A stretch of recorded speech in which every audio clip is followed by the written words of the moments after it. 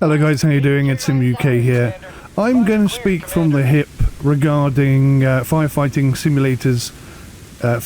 Simulator Ignite's new DLC, Parker's Story DLC. I'll get the good out of the way first, because there's an awful lot that I need to say, and it needs to be heard by the developers really, and that's only going to happen if you guys vote this video up, leave your comments and your thoughts on this video, and let them see it. So, they sent me Parker's Story a couple of days before launch.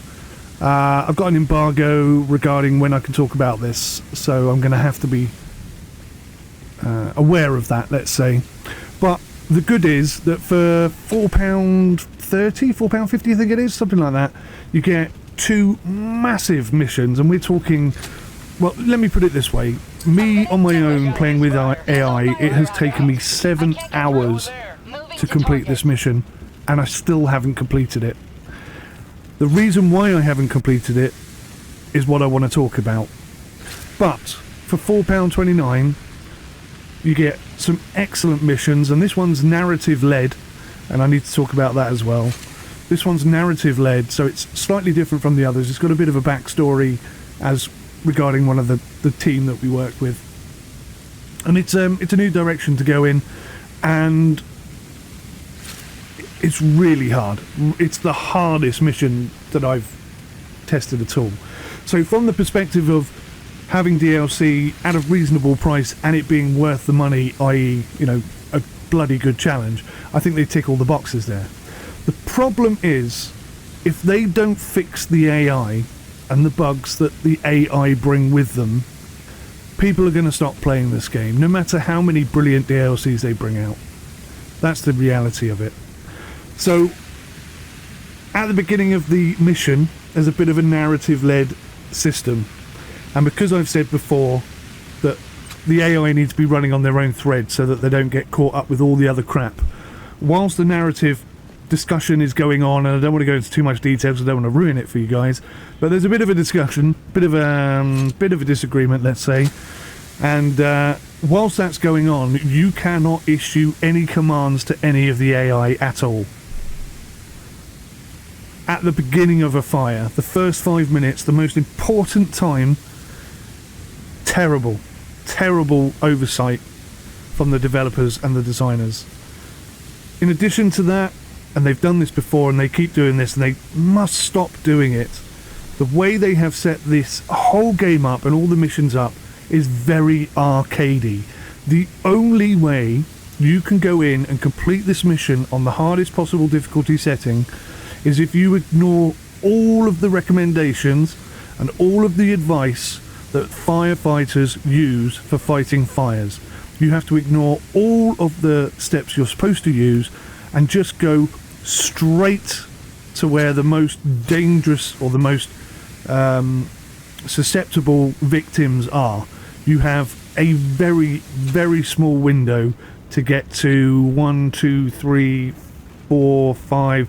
I'd say 6 out of, and I'm not going to tell you how many there are, the first 6 people you've got to save, you have got a very small window to get to.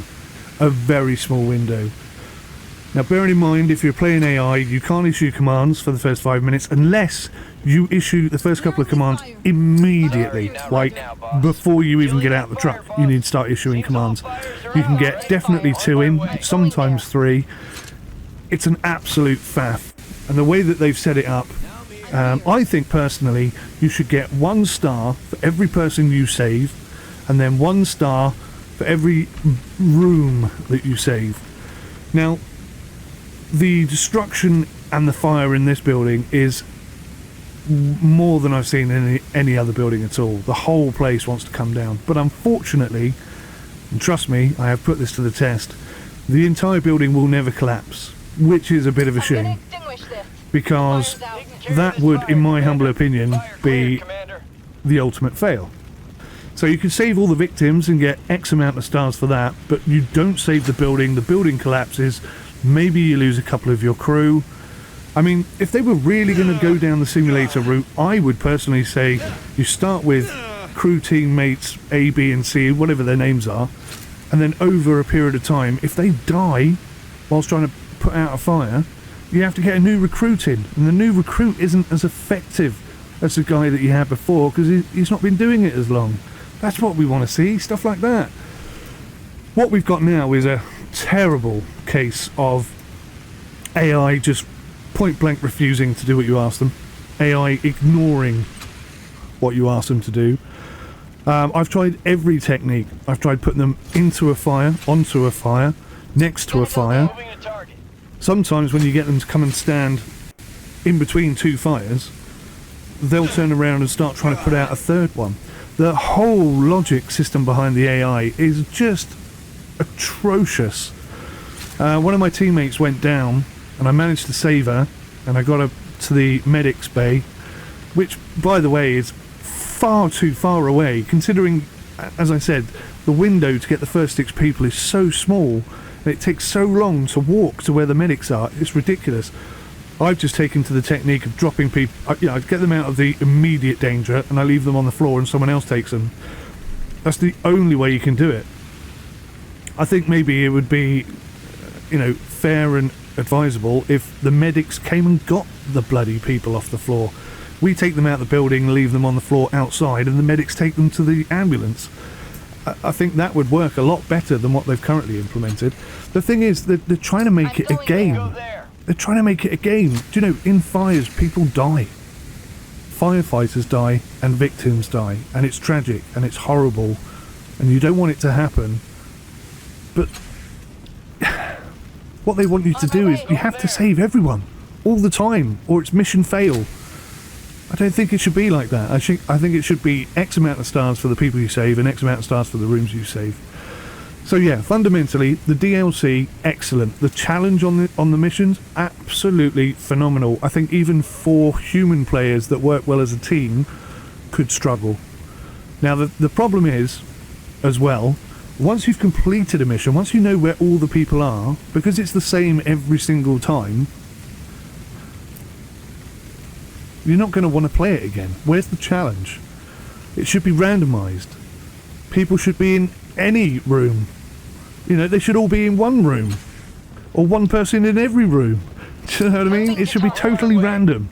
Not the same every time. And I think the only way that's going to work is if they change the system that they've got now, where you have to save everyone. And the only way you can do that is if you know exactly where everybody is and who the most at risk are.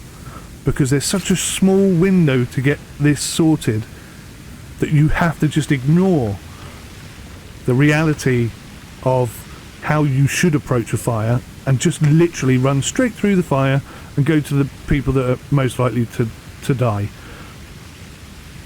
And that really ruins it. That destroys the immersion.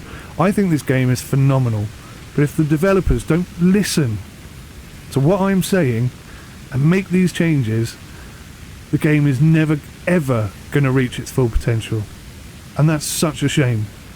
That is such a shame.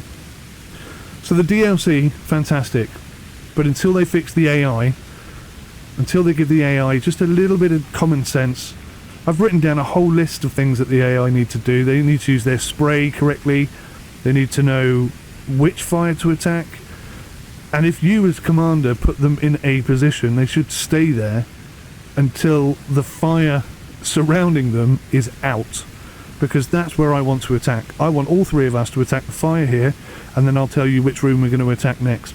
I've said also as well, I think instead of telling them to go and fight a fire, I think you should say, clear this room, clear this hallway, and stay in this hallway until all the fires are out, So yes, it's a real challenge in single player. You really are going to be up against it if you're on hard mode. I don't know how easy mode is because I don't play it. I don't like easy mode. I don't see why simulators should have easy mode, to be fair.